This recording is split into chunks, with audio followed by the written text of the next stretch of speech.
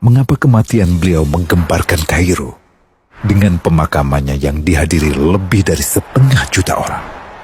Mari kita simak kisah dari Asosiasi Universitas Islam Mesir ini. Al-Kisah dari kampung kecil bernama Tafahna al-Ashraf, distrik Middle Ghamir, provinsi Dakohlia, Mesir. Ada 9 orang sarjana miskin lulusan fakultas pertanian. Lalu mereka pun sepakat membuat sebuah peternakan unggas, sembari mencari mitra ke-10. Namun mereka terbentur modal. Maka dengan sekuat tenaga mereka kumpulkan dari hasil menjual tanah, perhiasan istri, hingga meminjam. Meski tidak banyak terkumpul, namun mencukupi untuk memulai usahanya. Pertanyaan tersisa, siapa mitra yang ke-10? Insinyur Solah, satu dari mereka pun berkata, "Aku sudah menemukan mitra yang ke-10. Siapa?" kata teman-temannya. "Allah," lanjutnya. "Allah akan menjadi mitra usaha kita yang ke-10. Allah akan mendapat 10% dari keuntungan kita. Dengan perjanjian, Allah yang akan memberikan perlindungan dan pemeliharaan, keamanan dari segala wabah penyakit." Akhirnya mereka pun sepakat. Kontrak kerjasama pun ditulis secara rinci dan dicatatkan ke notaris, lengkap dengan peran mitra ke-10 tersebut. Tak disangka, setelah 1 musim bisnis mereka langsung meroket, jauh dari yang dibayangkan sebelumnya. Lalu mereka pun kembali bersepakat menambah jatah keuntungan mitra ke-10 menjadi 20% di musim kedua, dan begitu seterusnya hingga mencapai 50%. Lalu bagaimana keuntungan mitra ke-10 itu dialokasikan? Dimulai dengan membangun sekolah dasar Islam putra, lalu lanjut putri, kemudian sekolah menengah putra, kemudian putri. Tambah lagi madrasah alia putra, lalu putri. Tapi karena keuntungan terus membanjir, akhirnya dibentuklah Baitul Mal.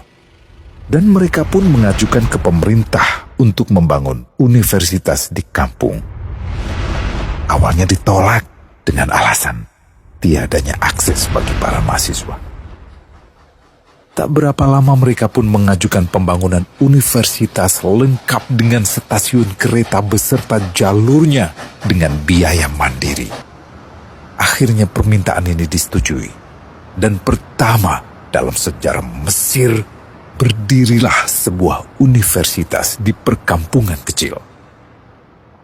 Semakin berkembang, dibangun pula fakultas kedua, ketiga, keempat hingga asrama putri dengan kapasitas 600 kamar.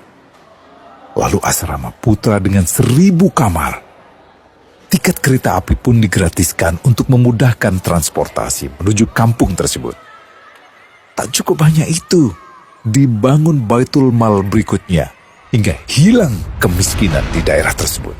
Dan program ini diduplikasi ke kampung-kampung lain hingga bisa dikatakan tak ada kampung yang disinggahi Insinyur Solah kecuali akan dibangun Baitul Mal untuk warga.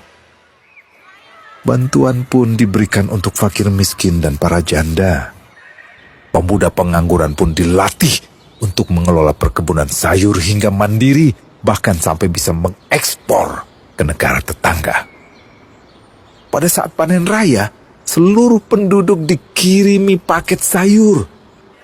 Di hari pertama Ramadan diadakan buka puasa bersama untuk seluruh penduduk desa. Mereka memasak dan hadir ke lapangan yang dipenuhi beraneka makanan. Disiapkan juga perabotan untuk gadis-gadis yatim yang ingin menikah. Dan ini semua merupakan sedikit dari banyaknya kebaikan yang dilakukan oleh Insinyur Solah.